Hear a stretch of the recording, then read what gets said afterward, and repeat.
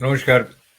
Everyday Gita के 40वें अंक में आपका स्वागत करते हुए प्रारंभ करते हैं श्रीमद् भगवद गीता पर ध्यान करते हुए।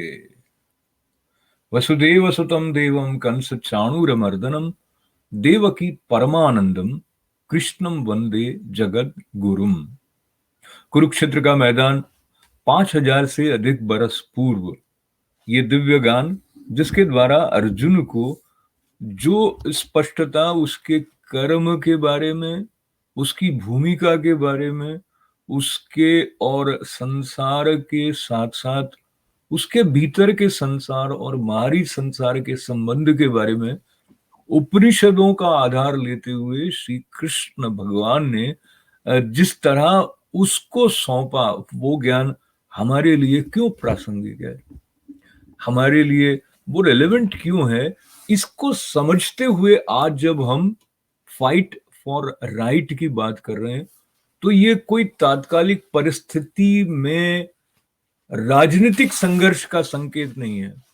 इस बात को अच्छी तरह समझना आवश्यक है, इसलिए कि हम इतना जो विस्तृत ज्ञान का वांग्मय है उसको छोटा करके न देख लें। ये बात वेदों से निकली हुई है, ये बात उपनिषदों का सार हम तक लेकर आती है। वेद का अर्थ ही ज्ञान होता है और ये ज्ञान ब्रह्म ज्ञान है। ब्रह्म कौन है, ब्रह्म के बारे में ऋषियों ने, हमारे ग्रंथों ने जो बताया, वो अपने गुरु चरणों से जिस तरह श्रवण करने का लाभ मुझे मिला है, उसके आधार पर इस बात को दोहराते हुए कि सृष्टि स्थिति और लय के मूल में जो आधार है वो ब्रह्म है। तो ये किसी एक राष्ट्र विशेष की, एक समय विशेष में उत्पन्न हुई परिस्थिति की बात नहीं, पूरी सृष्टि के साथ जुड़ा हुआ है। सृष्टि है, स्थिति है और लय है, यानी जो संहार है, उस सब के मूल में जो बैठा हुआ ब्रह्म है। अब अपनी स्थिति से बाहर जाकर इस बात को थोड़ा समझने का प्रयत्न करें। हम अपनी स्थितियों के सांचे या पिंजरे में बंद कर जितना आकाश देख पाते हैं, ये उतने से आकाश की बात नहीं है। ये उस आकाश की बात है जब आप मुक्त भाव से असीम गगन में उड़ रहे हैं। इस बात को थोड़ा और स्पष्टता से समझने के लिए हम अगर ऐसा देखें कि एक वृक्ष जब पूरी तरह बड़ा हो जाता है तो हम उस पर झूला भी लटका कर अगर नृत्य करने लग जाएं झूले पर तो भी चलेगा, लेकिन जब वो बीज अंकुरित हुआ है, पौधा है, नन्हा है, उस पर आप अगर कोई थैली भी ले जाके लटका देंगे तो वो उसके लिए प्राणघातक हो जाएगी। इसी तरह से जो ज्ञान की स्पष्टता है, जो कृपा के द्वारा एक जीवन के बारे में स्पष्टता हमारे अंदर साधना से, तप से धीरे धीरे विकसित होती है, जब तक वो विकसित नहीं हुई है तब तक हम अलग अलग तरह के तर्क से भ्रांति में आ सकते हैं और कई बार खुद ऐसे तर्क बना सकते हैं जो हमें बांध देते हैं। और ये बंधन जो अर्जुन का है, उससे जब श्री कृष्ण भगवान मुक्त कर रहे हैं तो आज दूसरा जो अध्याय है उसके जो 2 श्लोक हम लेने वाले हैं वो मुझे बहुत ही प्रिय है, क्योंकि वो डायरेक्ट हिट करने वाले हैं, पर उनके अंतर्निहित जो धारा है उसका भी स्पर्श करने का प्रयास हम गुरु कृपा से कर रहे हैं। तो 37वां जो श्लोक है वो है दूसरे अध्याय का, हतो वा प्राप्स्यसि स्वर्गम जित्वा वा भोक्ष्यसे महिम तस्माद् उत्तिष्ठ कौन्तेय युद्धाय कृत निश्चय। एक बार फिर से सुनने का आनंद लें। हतो वा प्राप्स्यसि स्वर्गम जित्वा वा भोक्ष्यसे महिम तस्मात् उत्तिष्ठ कौन्तेय युद्धाय कृत निश्चय। तो इसके पहले आप और मैं याद करें कि श्री कृष्ण अर्जुन का जो वो मन है, जो भीरुता तो नहीं है लेकिन दुर्बलता भी नहीं है, लेकिन संशय और विमूढ़ ग्रस्त हो गया है कि मैं इन अपने संबंधियों स्वजनों को मारने के लिए युद्ध करना चाहता नहीं हूं। और उसने ये भी कहा कि अगर इन सबको मारकर मुझे सारे स्वर्ग का जो शासन है, राज्य है, वो भी मिल जाए, तो भी वो मेरे शोक जो कि मुझे सुखा रहा है उसको दूर नहीं करेगा। यानी उनको प्रलोभन या समझिए आकर्षण स्वर्ग का जब देने की बात होगी तो वो उनके लिए ठहरेगी नहीं। लेकिन यहाँ शब्द पर ही ठहर कर देखते हैं तो बात यही कही गई कि या तो युद्ध में मारा जाकर स्वर्ग को प्राप्त होगा, और ये अनुवाद है। और उसके बाद में कहा कि या संग्राम में जीत कर पृथ्वी का राज्य भोगेगा।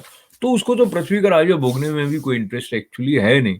पर उन्होंने जब ये बात कही तो उसको क्वालिफाई करता हुआ जो अगला श्लोक है उसमें जो बात स्पष्ट की है उससे पूर्व यहाँ पर जो स्वर्ग की बात यहाँ श्री कृष्ण कह रहे हैं, ये अलग रूप से उसको उत्साहित करने की दृष्टि से कहा गया है।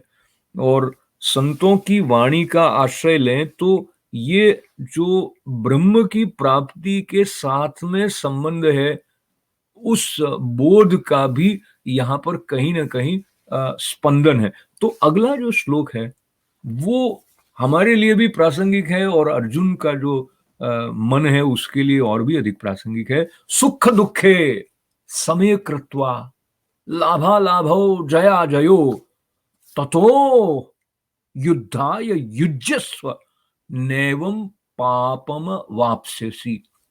तो उन्होंने कहा युद्ध करने से, युद्ध करते समय, पहले तो सीधा सीधा अनुवाद ले लें कि जय पराजय, लाभ हानि और सुख दुख को समान समझकर उसके बाद युद्ध के लिए तैयार हो जा। इस प्रकार युद्ध करने से तू पाप को प्राप्त नहीं होगा। तो ये जो फाइट फॉर राइट है उसके साथ साथ इवननेस ऑफ माइंड वो रखना बहुत आवश्यक है। और बहुत सारे संघर्ष इसलिए होते हैं कि हम, ये अनावश्यक संघर्ष इसलिए होते हैं कि हम अपने आग्रह को पकड़ कर बैठ जाते हैं। और यहां पर उन्होंने कहा कि जो इक्वेनिमिटी ऑफ माइंड है, समत्वम योग उच्यते, जय हो या पराजय हो, लाभ हो या हानि हो, वो आकर्षण नहीं है और हानि का डर भी नहीं है। इवननेस ऑफ माइंड रखकर युद्ध करना है। और क्यों करना है? क्योंकि ये धर्म युद्ध है। मॉरली जो बात करने योग्य है, जो कर्तव्य है, वो अगर नहीं किया जाएगा तो आप आगे बढ़ नहीं पाएंगे। ऐसा अर्जुन के संदर्भ को लेते हुए हम अपने आसपास इस बात को लें। और एक और संदर्भ, एक शब्द का, बहुत सारे शब्दों के अर्थ को हमारे समाज में कई बार किन्हीं किन्हीं कारणों से ऐसे बदल गया। जैसे अभी भक्त शब्द का जो अर्थ लगने लग गया है उसका मूल से कुछ संबंध है नहीं। उस भक्ति की बात फिर कभी करेंगे। पर अनुशासन शब्द को आज लिया जाए तो अनु जो शब्द है उसका मतलब है पीछे या बाद में, और शासन का मतलब है कि नियमबद्ध व्यवस्था। तो एक नियमबद्ध व्यवस्था के साथ में जब हम चलते हैं तो अनुशासित हैं।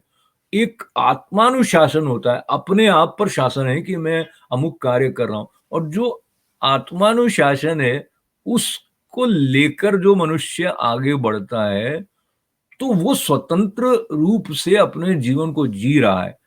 अगर आरोपण के कारण, बाध्यता के कारण अमुक रूप से आचरण उसका रहता है तो उसने अपनी स्वतंत्रता को जिया नहीं, विवशता में वो एक कार्य ठीक ढंग से कर रहा है, लेकिन मौका मिलेगा तो उच्छृंखल हो जाएगा। तो ये जो अनुशासित होने की बात यहाँ इसलिए आई क्योंकि गुरुजन हमें कहते हैं कि हमें शास्त्रों से शासित होना है। शास्त्रों में जो सत्य का प्रकटन किया गया है उसको गुरु मुख से श्रवण करने का अवसर जैसा अर्जुन प्राप्त कर रहा है, तो वो अनुशासित होने के लिए शिष्य के रूप में तत्पर है। इसलिए इतनी बात श्री कृष्ण ने कही। इसीलिए वो कहते हैं कि जिसको मुझ में श्रद्धा न हो उसको ये बताना ही मत।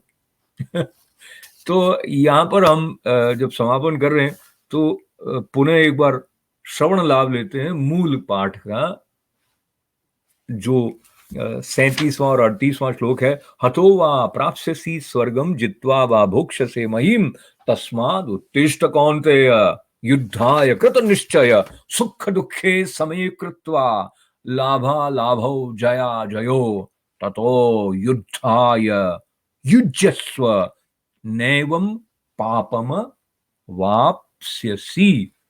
तो पाप को प्राप्त नहीं हो यानी किसी तरह की कुंठा का शिकार नहीं हो, जो हमारा कर्तव्य है हम उसको पूरी निष्ठा के साथ में और ब्रह्म के प्रति जो हमारा दृष्टिकोण व्यापक है उसका कुछ असर हमारे व्यवहार में आ रहा हो, ऐसी प्रार्थना से आपके जीवन का जो आनंद है वो नित्य उजागर हो, इसमें कोई संदेह है नहीं।